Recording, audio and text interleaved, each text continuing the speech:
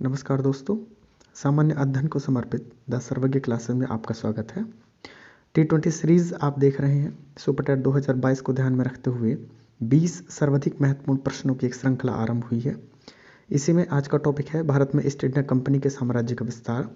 यहाँ से परीक्षाओं में आए हुए सर्वाधिक महत्वपूर्ण प्रश्न या संभावित प्रश्न आज हम इस वीडियो में देखेंगे। आइए शुरू करते हैं आज की वीडियो। क्वेश्चन नंबर 1, भारतवर्ष में ब्रिटिश साम्राज्य का संस्थापक कौन था? Warren Hastings, Lord Amherst, Lord Robert Clive या लॉर्ड विलियम बेंटिक? तो भारत में ब्रिटिश साम्राज्य का संस्थापक रॉबर्ट क्लाइव को माना जाता है।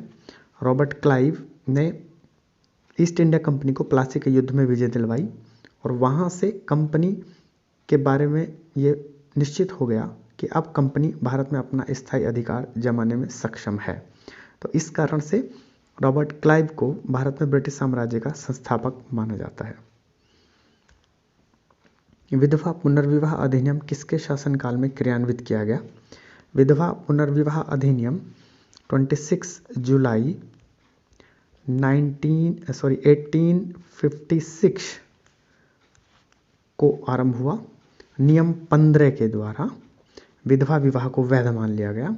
इस प्रकार इस समय भारत के गवर्नर जनरल लॉर्ड कैनिंग थे। तो सही आंसर होगा लॉर्ड कैनिंग। विधवा पुनर्विवाह अधिनियम लॉर्ड कैनिंग के समय में 1856 में लागू हुआ नियम 15 के द्वारा। प्लासी का युद्ध मैदान कहाँ है? प्रांत में है। पश्चिम बंगाल के नादिया जिले में भागीरथी नदी के किनारे पर यह स्थान स्थित है, प्लासी। इस प्रकार सही आंसर होगा पश्चिम बंगाल। क्वेश्चन नंबर 4, अंग्रेजी ईस्ट इंडिया कंपनी द्वारा लड़ा गया सबसे निर्णायक युद्ध था? तो अंग्रेजी ईस्ट इंडिया कंपनी द्वारा लड़ा गया सबसे निर्णायक युद्ध बक्सर का युद्ध माना जाता है, जो 22 अक्टूबर 1764 को लड़ा गया। और इस युद्ध के बाद ईस्ट इंडिया कंपनी एक अखिल भारतीय शक्ति बन गई। यह युद्ध शुद्ध रूप से एक सैनिक विजय था कंपनी के लिए। कंपनी की तरफ से इस युद्ध में नेतृत्वकर्ता मेजर हेक्टर मुनरो थे, जबकि बक्सर के युद्ध में दूसरी तरफ दिल्ली के मुगल बादशाह शाह आलम द्वितीय, बंगाल के अपदस्थ नवाब मीर कासिम तथा अवध के नवाब शुजाउद्दौला की संयुक्त सेनाओं ने भाग लिया था। इस प्रकार तत्कालीन भारत की 3 सबसे शक्तिशाली सेनाओं को ब्रिटिश ईस्ट इंडिया कंपनी की मेजर हेक्टर मुनरो वाली सेना ने पराजित किया और वह एक अखिल भारतीय सेना बन गई, शक्ति बन गई। इसी कारण बक्सर का युद्ध कंपनी के इतिहास के सबसे निर्णायक युद्धों में से एक माना जाता है।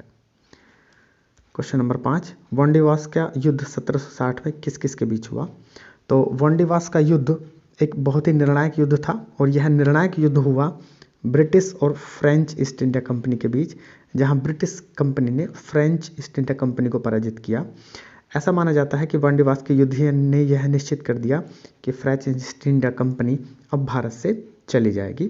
तो फ्रेंच ईस्ट इंडिया कंपनी के लिए वांडीवास का युद्ध एक निर्णायक युद्ध था, जिसमें फ्रेंच ईस्ट इंडिया कंपनी पराजित हुई। फ्रेंच कंपनी का नेतृत्व काउंट डी लाली कर रहे थे, जबकि ईस्ट इंडिया कंपनी का नेतृत्व सर आयर कूट के द्वारा किया जा रहा था। इस प्रकार आयर कूट ने काउंट डी लाली को पराजित किया और फ्रेंच कंपनी भारत से चली गई। क्वेश्चन नंबर 6, रणजीत सिंह ने सुप्रसिद्ध कोहिनूर हीरा किससे प्राप्त किया? तो रणजीत सिंह सिख सम्राट थे पंजाब के, जबकि शाह सुजा, ऑप्शन ए शाह सुजा, अहमद शाह अब्दाली का पौत्र था। जब वह काबुल में गद्दी पर बैठा तो उसको अपदस्थ कर दिया गया और उसने रणजीत सिंह से अपनी गद्दी पुनः प्राप्त करने के लिए सहायता मांगी। रणजीत सिंह ने उसे सहायता की और उसके बदले में शाह सुजा ने रणजीत सिंह को कोहिनूर हीरा प्रदान किया। इस प्रकार सही आंसर होगा शाह सुजा। क्वेश्चन नंबर 7, टीपू सुल्तान ने अपनी राजधानी बनाई? टीपू सुल्तान ने अपनी राजधानी श्रीरंगपट्टनम को बनाया। हैदर अली के पुत्र टीपू सुल्तान ने अपनी राजधानी श्रीरंगपट्टनम को बनाया। उसने 1789 में जो फ्रांसीसी क्रांति हुई थी उससे वह अत्यधिक प्रभावित रहा और अपनी राजधानी श्रीरंगपट्टनम में उसने जैकोबिन क्लब की भी स्थापना की। यह प्रश्न भी आ चुके हैं। जैकोबिन क्लब की स्थापना की। साथ ही उसने वहाँ पर स्वतंत्रता का वृक्ष भी लगाया, स्वतंत्रता का वृक्ष भी वहाँ पर उसने रोपित किया। इस प्रकार टीपू सुल्तान की राजधानी थी श्रीरंगपट्टनम। सुरक्षा प्रकोष्ठ की नीति संबंधित है। सुरक्षा प्रकोष्ठ या कहें रिंग फेंस की नीति का पालन जिस व्यक्ति ने भारत में सही से किया वह थे वॉरेन हेस्टिंग्स। वॉरेन हेस्टिंग्स का विश्वास था कि हमारी सीमाएं तब सुरक्षित होंगी जब हमारे पड़ोसियों की सीमाएं सुरक्षित होंगी। इस प्रकार वॉरेन हेस्टिंग्स ने अपने पड़ोसियों की सीमाओं को सुरक्षित करने की एक नीति अपनाई और यही नीति सुरक्षा प्रकोष्ठ की नीति कहलाती है। इससे संबंधित है वॉरेन हेस्टिंग्स। बंगाल में द्विशासन प्रणाली किसके द्वारा लागू की गई?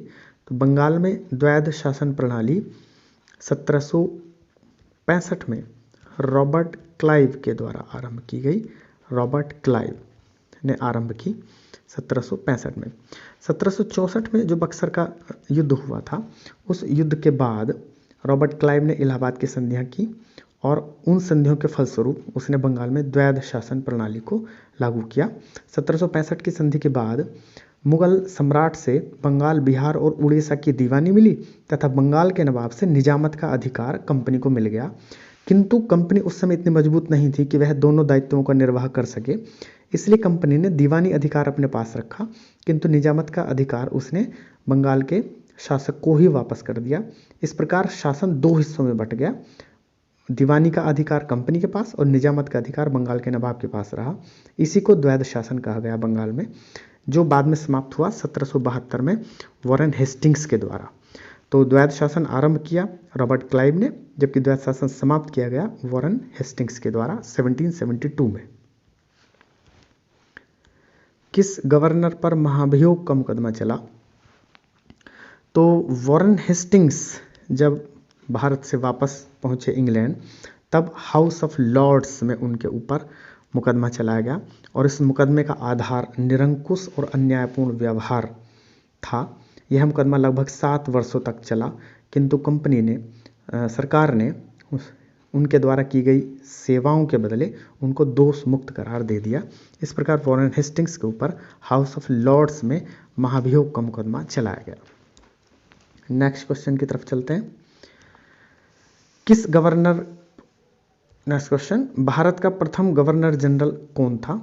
तो भारत का प्रथम गवर्नर जनरल विलियम बेंटिक को माना जाता है। विलियम बेंटिक 1833 के चार्टर एक्ट के बाद बंगाल के गवर्नर जनरल को भारत का गवर्नर जनरल घोषित कर दिया गया। इस प्रकार भारत का प्रथम गवर्नर जनरल विलियम बेंटिक था। यहाँ पर बहुत अधिक कन्फ्यूजन रहता है। तो बंगाल का प्रथम गवर्नर रॉबर्ट क्लाइव था, बंगाल का प्रथम गवर्नर, जबकि भारत का प्रथम गवर्नर जनरल विलियम बेंटिक था। निम्न में से सहायक संधि स्वीकार नहीं की। सहायक संधि, तो सहायक संधि एक नीति थी जो फ्रांसीसी गवर्नर डुप्ले के द्वारा शुरू की गई थी। डुप्ले के द्वारा शुरू की गई थी, किंतु साम्राज्य विस्तार के लिए इसका सबसे बढ़िया प्रयोग बेलेजली ने किया। लॉर्ड बेलेजली का नाम सहायक संधि के साथ जुड़ा हुआ है।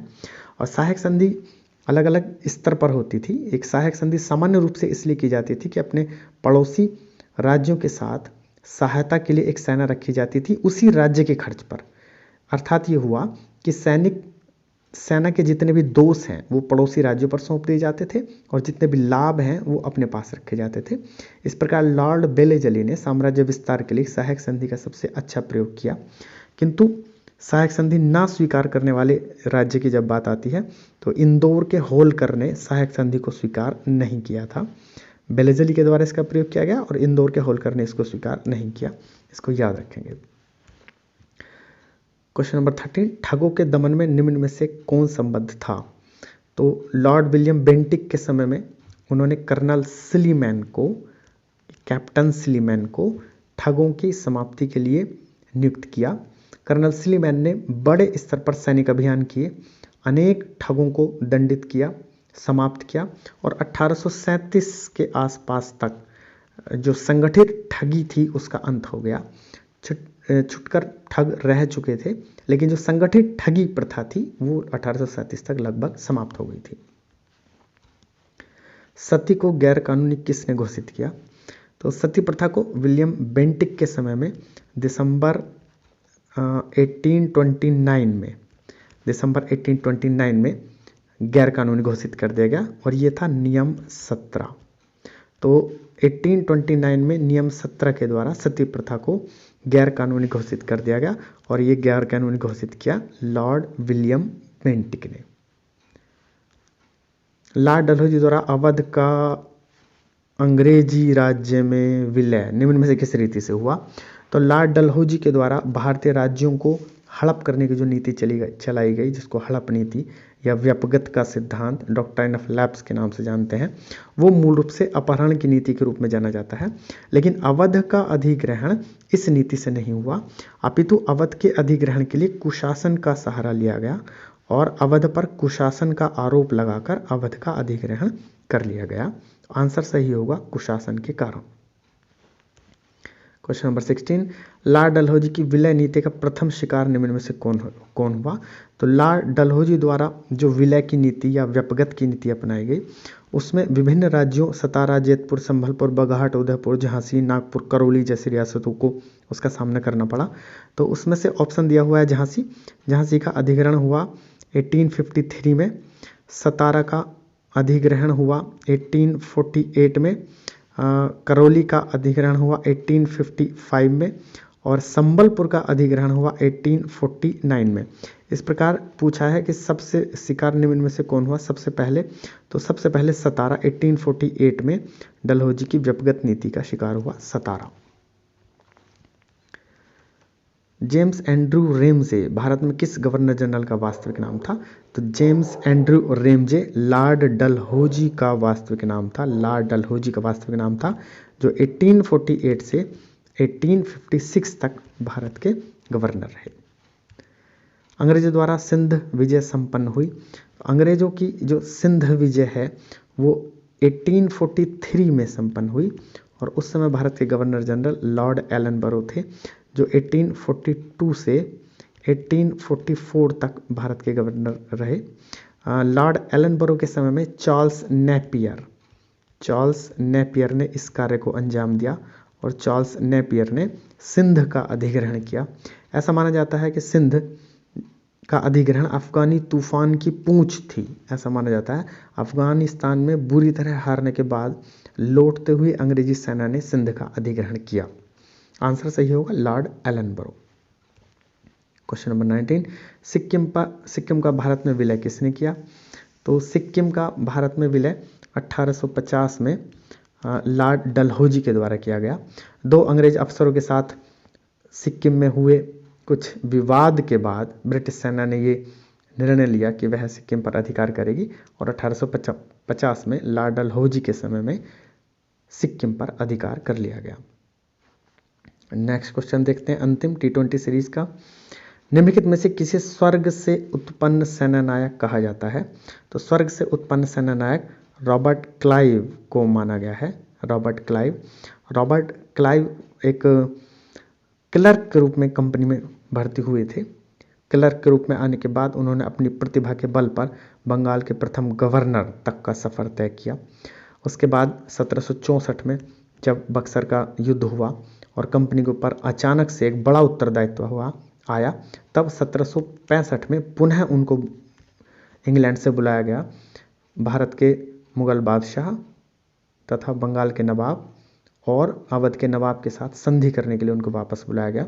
उन्होंने बंगाल में द्वैध शासन लागू किया और उनको अंग्रेजी साम्राज्य का संस्थापक, भविष्य का अग्रदूत भी माना जाता है।